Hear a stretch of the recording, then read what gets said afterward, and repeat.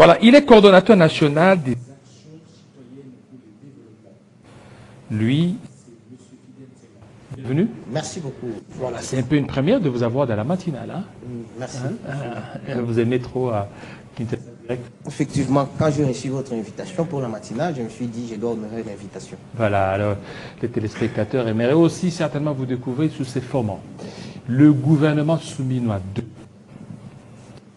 Un gouvernement dit resserré, mais on s'est rendu compte que c'est 50 ans. Alors qu'on a parlé de 45-48. Pourquoi ces revirements, selon vous, Monsieur Fidèle? Je pense que ce revirement est dû au fait que le chef de l'État, il est entouré avec des vautours. Vautours? Des vautours, permettez-moi allez-y. terme, qui ne sont là que pour leurs propres intérêts. Le chef peut avoir des bonnes intentions, mais en quelque sorte, il y a certaines menaces psychologiques qui recevraient, selon moi, de la part de certains partenaires qui l'entourent.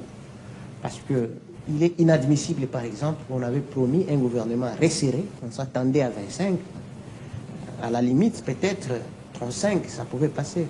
Mais nous sommes partis de 55 à 53. Donc rien n'a changé. Ce n'est pas un gouvernement, en quelque sorte, du point de vue forme, le gouvernement souminois 1 est égal au gouvernement souminois 2. Rien n'a changé. Alors on a vu des permutations dans certains ministères, on a vu au niveau des finances, affaires étrangères, finances, on a vu au niveau des affaires sociales, Aziz Amouna qui laisse la place à F. Bazaïba. Est-ce que ça pourra quand même changer la donne? Peut-être au niveau de Souminois 2, F. Bazaïba n'a pas été peut-être à la hauteur au niveau de l'environnement, peut-être au niveau des affaires sociales, il pourrait relever des défis. Peut-être Aimé Bourgi au niveau des budgets, il n'a pas été à la hauteur, cette fois-ci au niveau de l'industrie. Et tout ça, peut-être cette permutation, ça pourra changer la donne.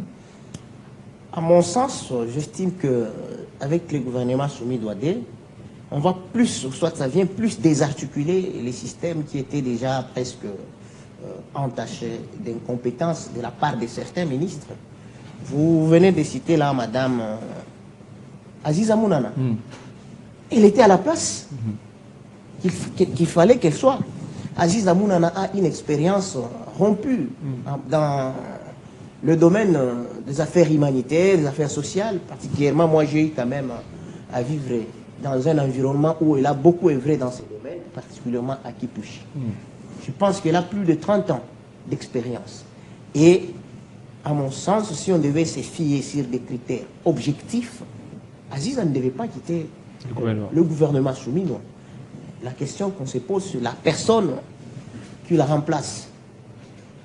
Lorsqu'on s'informe sur Madame F. Bazaïba, il me semble qu'elle n'est pas la mieux placée au gouvernement des affaires sociales, parce que socialement déjà, je lui dis qu'elle a quand même un caractère très dur, alors que dans ce secteur, il faut quand même une personne très réceptive, comme c'était le cas avec Madame Aziza. On l'a vu aller partout, aller au secours de toutes les personnes qui avaient réellement besoin de l'aide de la République, bien sûr. Au nom de la République, Madame Aziza se faisait violence.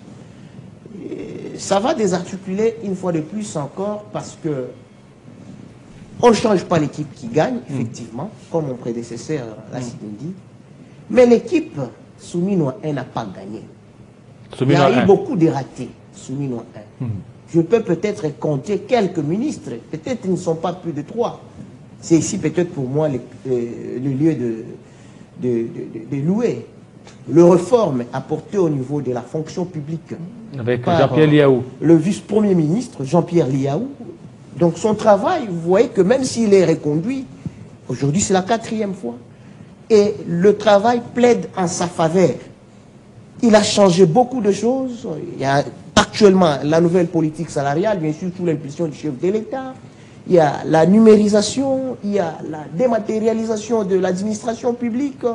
Il y a 2 nouvelles lois qui viennent s'ajouter dans le sens de renforcer les conditions sociales des agents publics de l'État, il y a l'intégration de nos forces armées dans la sécurité sociale. Donc tout ça, vous voyez que c'est une personne qui était ou qui est à la place. Et si, à mon sens, on pouvait remplacer Liaou, la personne qui devait les remplacer devait avoir peut-être, ou soit devait venir arrêter cet élan de réforme, cet élan de restauration de ces services qui étaient presque amortis, ou soit quasiment par terre avant son avènement à la tête de ces portefeuilles.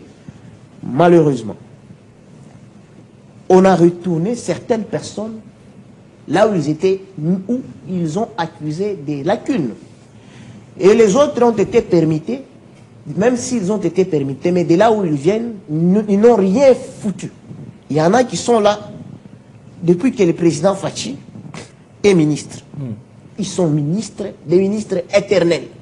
C'est pour moi d'ailleurs le lieu ici d'indiquer en tant que structure qui prône le renouvellement de la classe politique efficiente et efficace, de demander au chef de l'État que dans le prochain gouvernement, il doit quand même tenir compte de cette donne-là. Cette donne. Parce qu'on ne va pas grandir. Je vous reviens. Ouais. Juste 2 minutes. Le temps pour moi de prendre la minute info, la dernière d'ailleurs, avec Nathalie Okomposo. Rebonjour. Rebonjour Jean-David, merci d'être resté avec nous. La minute info, c'est tout de suite.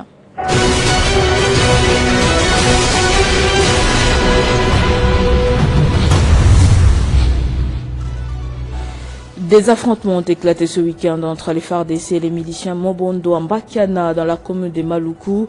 Bilan de l'opération, 3 miliciens Mobondo ont été neutralisés, des armes récupérées et plusieurs travailleurs pris en otage ont été secourus. En justice, Moussa Mondo sera à nouveau à la barre ce lundi. L'ancien vice-ministre des hydrocarbures sous le gouvernement Ilukamba sera devant les juges à la Cour de cassation pour un réexamen de son affaire. Il a été condamné en 2024 à 20 ans de prison pour meurtre de son épouse par le tribunal des grandes instances de Kinshasa-Gombe, fait que l'incriminé a toujours contesté, clamant son innocence. Au Soudan, au moins 63 personnes sont mortes de malnutrition en une semaine à El Fasher, ville assiégée dans l'ouest du pays en guerre. La plupart sont des enfants et les femmes. Ces bilans ne concernent que les personnes ayant pu atteindre l'hôpital, alors que de nombreuses familles enterrent leurs proches sans soin, faute de sécurité et des moyens de transport. Dans le monde, l'Union européenne a convoqué en urgence ce lundi ses ministres des Affaires étrangères afin d'influer sur les discussions prévues cette semaine entre Donald Trump et Vladimir Poutine au sujet de la guerre en Ukraine. L'Union européenne redoute un accord conclu au détriment de Kiev. Merci de nous avoir suivis de partout. L'information reste en continu et en temps réel sur votre télévision, mais dans l'entretemps, 50 bonjours se poursuit. Retrouvez toute l'actualité en continu sur www.tele50.cd. Voilà. Vous étiez en train de parler au nom de votre... Oui, je disais que parmi les objectifs de notre association Action citoyenne pour le développement figure le renouvellement de la classe politique de notre pays de manière efficiente et efficace. Pourquoi le renouvellement? Monsieur Jean-David, depuis que nous grandissons, nous n'entendons que le même nom. Le même nom. Et le même nom, je ne sais pas, ils utilisent quelle méthode, quelle théorie, pour gérer avec tous les régimes. Et pour la plupart, je prends l'exemple du président Kabila. Il a voulu changer, il avait les intentions à entendre et de prendre le 3e mandat vers 2016. Est-ce que c'était lui qui voulait réellement changer la constitution pour se maintenir au pouvoir? Je pense non. Il y avait un groupe qu'on appelait Kassik qui était autour de lui, au nom de leurs intérêts, qui lui donnaient, qui lui prodiguaient des conseils, des conseils. Non, président, il ne faut pas laisser, non, il faut se maintenir, tu es encore trop jeune, tu es encore trop jeune. Heureusement, il était parti. Le même personne, malheureusement, ou heureusement encore, quand ils étaient dans la coalition, ils étaient toujours avec les présidents honoraires Kabila. Parce que là, ils tiraient encore profit de lui. Il pouvait les recommander au nom de la coalition qui DG, certains sont aujourd'hui DG, il y en a qui sont PCA au nom de la coalition, les autres ministres.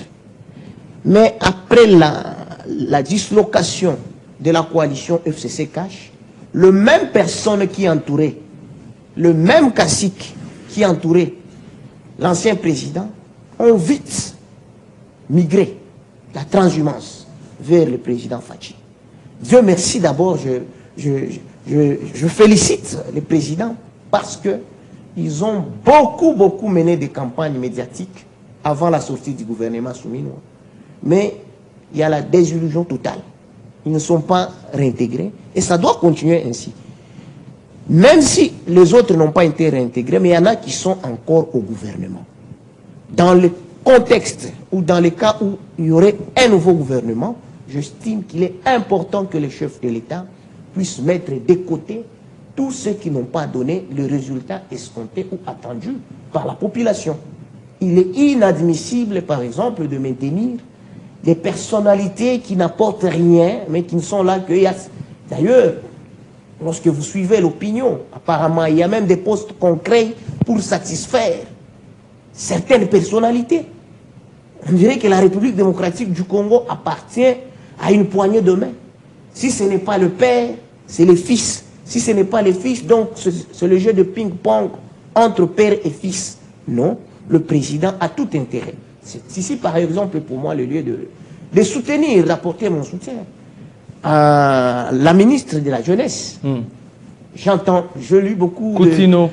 Je ne la connais pas, j'entends beaucoup de, et vous apportez de critiques acerbes. Votre soutien. J'apporte mon soutien en tant que jeune, j'apporte mon soutien en tant que action citoyenne pour le développement quelque part, qui prône le renouvellement de la classe politique. À l'entendre, elle a la compétence. Elle a à l'entendre et à lire son background, elle a la compétence. Monsieur Jean-David, pour nommer le ministre de notre pays, on ne doit pas seulement commencer à se fier quand même aux considérations politiques. Prenez-moi, vous me connaissez bien. Est-ce que je suis capable ou je suis incapable d'assumer un poste ministériel? Et pourquoi vous n'assumez pas? Peut-être parce qu'actuellement, je ne suis pas dans un parti politique. J'évolue au sein d'une structure citoyenne et malgré ma modeste connaissance... Mais celle qui est nommée n'est pas dans un parti politique. C'est ce que je dis. Alors, parce que nombreux le critiquent, on pense qu'on laisse les gens de l'IDPS et on nomme les gens qui ne sont pas du parti. On doit abolir cette façon de voir les choses. Je soutiens le président sur un point là où il avait dit... Est-ce que vous ne voyez pas qu'aujourd'hui, si on critique le pouvoir, on va critiquer l'UDPS? Vous dites? Si on critique le pouvoir, on va critiquer son parti UDPS.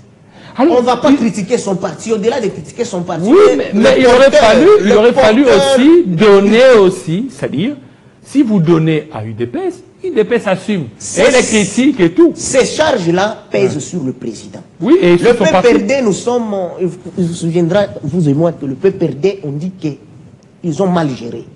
Mais aujourd'hui, le mal de la mauvaise gestion de l'ancien régime ne retombe pas, ne revient pas au PPRD. Il y en a qui sont libres ici en train de se prélasser, ceux qui étaient plusieurs fois ministres, ils sont ici. Le mal retombe sur Kabila, retombe sur le président. Donc aujourd'hui, le président, moi je soutiens qu'il a le menottes, c'est lui, il est comme, comme une boussole de la République. Il ne doit pas se fier aux caprices des politiciens, des partis politiques, parce que il peut donner même 20 ministères à l'IDPS. Et si ils ne sont pas à la hauteur, d'ailleurs nombreux ont révélé leurs insuffisances. Je venais de citer quand même certains ministres de l'IDPS qui ont manifesté. Par exemple, nous prenons à l'éducation. Nous avons aujourd'hui une actualité avec l'histoire de l'incapacité d'imprimer des bulletins, l'incapacité ou la capacité de publier les résultats des exétats en 2 jours. Ça cache quoi? Ça traduit la compétence ou l'incompétence? La compétence. À vous de répondre. À vous de répondre. Et là... Or, on a eu un ministre de l'IDPS qui avait quand même mieux fait que celle qui est là. M. Tony Mwabake. Il a fait quoi?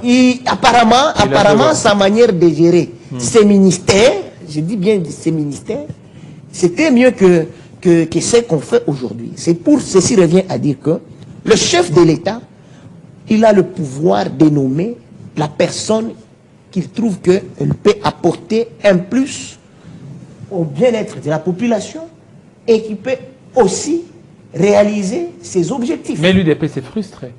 Mais il ne doit pas être frustré. La République n'appartient pas à un parti, s'il vous plaît. Mais parce la que République n'appartient pas à l'UDPS. Non, tous les coups aujourd'hui sont portés. Le chef de l'État n'appartient pas à l'UDPS, M. Jean-David. Le chef de l'État, c'est une personnalité morale de la République. C'est une institution. Il appartient et aux opposants, et à ceux qui sont à la majorité, et à la société civile. Donc, on ne doit pas à chaque fois quand un gouvernement sort, il y a des frustrés. Non. Je venais de parler quand même que, par rapport aux attentes du gouvernement souminois, du fait qu'on a reconduit presque la même équipe avec quelques aménagements, quelques permutations. Donc, on ne peut pas s'attendre quand même à un grand changement. Mais dans certains secteurs, je venais de le dire, Jean-Pierre Liaou, on peut espérer. On peut espérer. Mais les gens disent attendez. Les gens disent que Liaou maintenant est vraiment limité. Depuis qu'il a reçu les éloges du chef de l'État, les gens ne voient plus les réformes parce qu'ils voulaient encore voir mieux que ça, mais il est stagnant maintenant. Non. Ça, c'est la mauvaise perception de la chose. Par contre, il y a 2 lois qu'il venait d'initier au niveau du Parlement. D'ailleurs, ça a même été promulgué. Donc, les réformes, on ne les apporte pas comme ça dans les discours. Les réformes, ça commence par le texte. C'est ce qu'il venait de faire ici. C'est déjà un pas. Vous prenez la vice-ministre, celle qui était ministre de la jeunesse. Oui. On prend la dame qui... Aux affaires étrangères. Vraiment, elle a présenté pas mal d'insuffisances au niveau du ministère de la jeunesse, mais on la bombarde comme vice-ministre des Affaires étrangères, qui est un ministère régalien.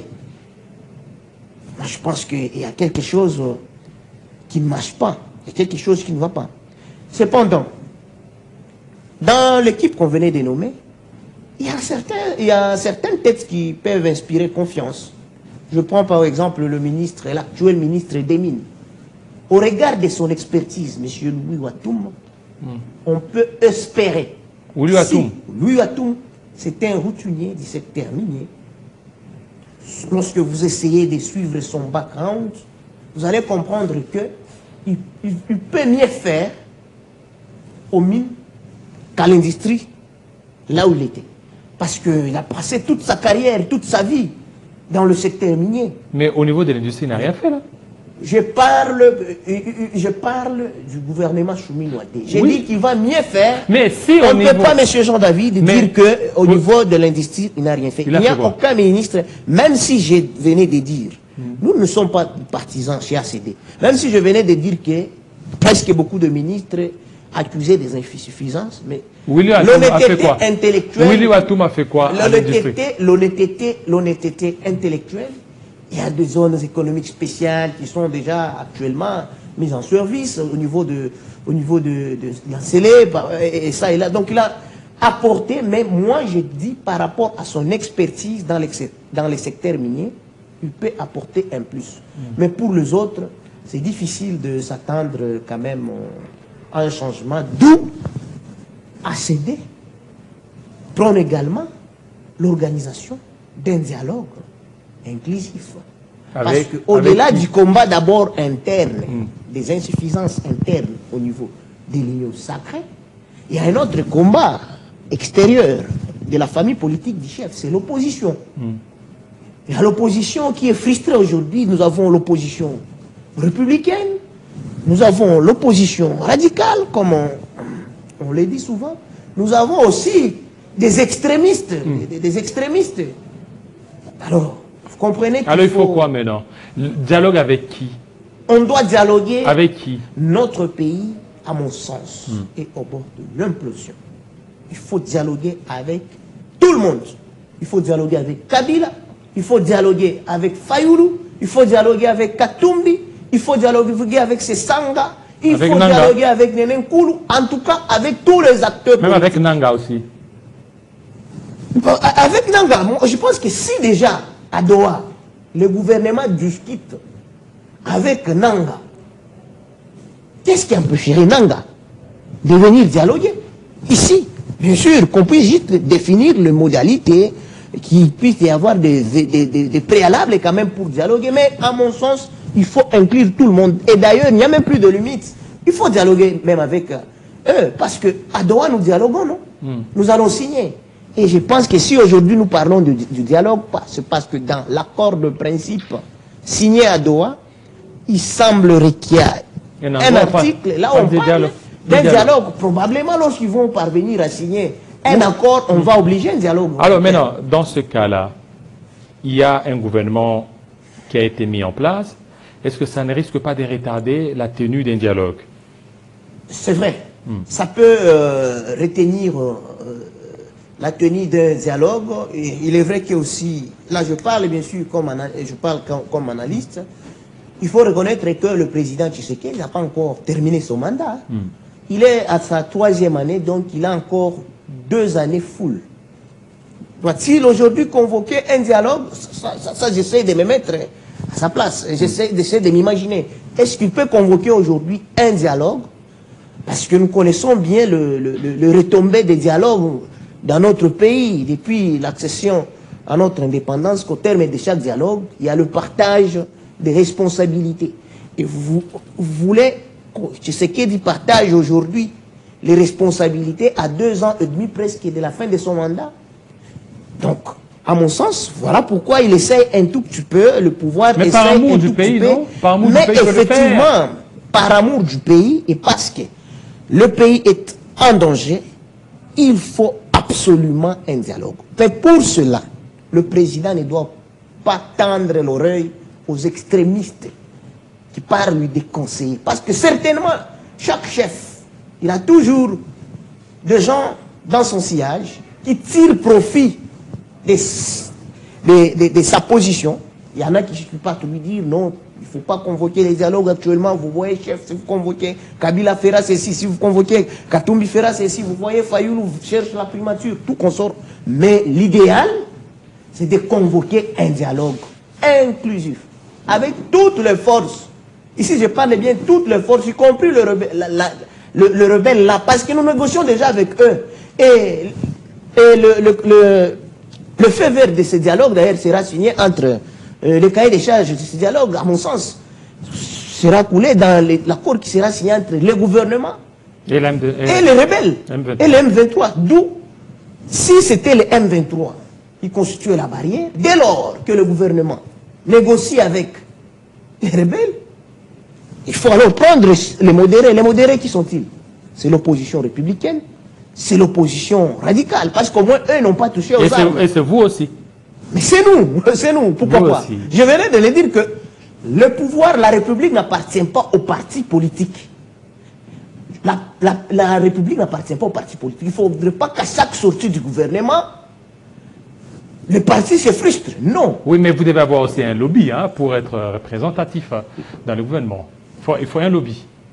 Je pense que le meilleur lobby, c'est ce que nous sommes en train de faire ici. Ce que nous venons je viens de donner ici, ce sont des idées. J'espère que le chef a les services. Ils ont toujours l'habitude de suivre. S'ils ont besoin de nous, on peut vous contacter, mais ces gens d'habitude. Effectivement. Merci à vous, fidèles Nsenga. On poursuit avec un autre invité, Ghislain Moingé, tout de suite.